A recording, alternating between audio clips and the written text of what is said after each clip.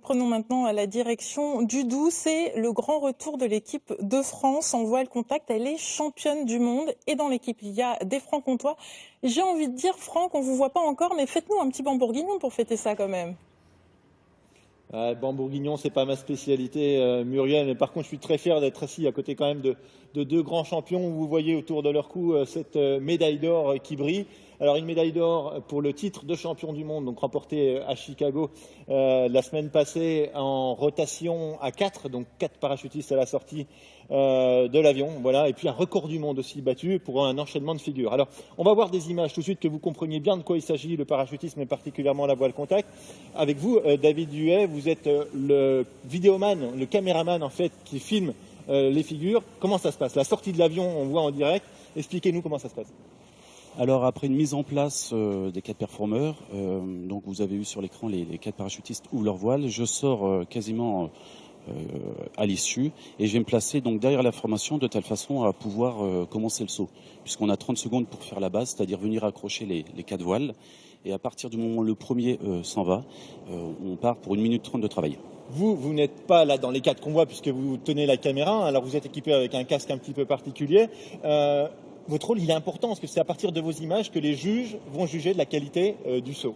Exactement. Donc sur mon casque, j'ai 2 caméras au cas où une tomberait en panne, et j'ai aussi un viseur qui me permet justement de mettre la formation en plein centre de l'image comme vous le voyez. Rodolphe, pour cela, donc champion du monde aussi, vous n'êtes pas sur l'image parce que vous étiez là à Chicago, le remplaçant de l'équipe, mais ça vous savez parfaitement bien le faire. C'est quoi le but du jeu de la rotation là? Expliquez-nous. En effet, après une construction de base, on a les 4 parachutistes qui sont les uns sur les autres, qui forment une pile, et en fait on voit le premier qui va rejoindre ce coéquipier tout en bas, et ainsi de suite pendant 1 minute 30 de travail. Donc là, record du monde battu à Chicago, 23, ça veut dire quoi? 23 fois, 23 rotations, celui du haut qui va en bas? Exactement, à chaque fois qu'un coéquipier fait une rotation, ça marque un point.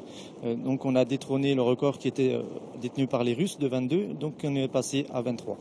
Comment on gagne des secondes justement? Comment on devient les meilleurs du monde? C'est le 2e titre de champion du monde pour l'équipe de France. On rappelle la moitié des effectifs licenciés ici quand même à Besançon, Franche-Comté. Il n'y a pas de mal à se satisfaire et à se féliciter. Comment on arrive à gagner des secondes? C'est énormément de travail, c'est beaucoup de sauts, beaucoup d'entraînement, c'est 500 sauts par an, c'est de la répétition, beaucoup d'engagement, etc., etc.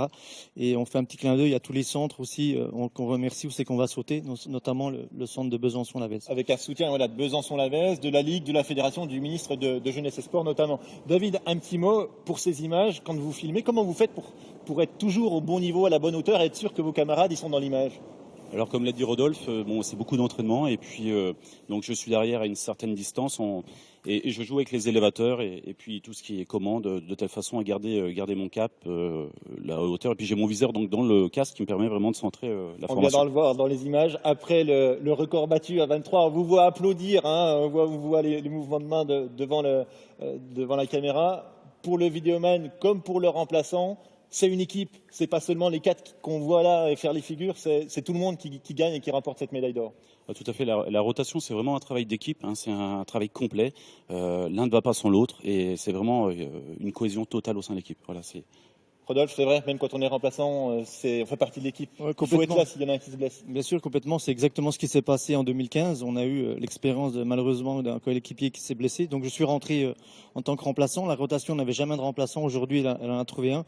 Et je pense qu'aussi ce 23, si on y est arrivé, c'est grâce au remplaçant qui est là et qui joue énormément un rôle important. Merci Rodolphe. Un mot David, une 2e médaille autour de votre cou. Elle est en argent celle-là et c'est à 2.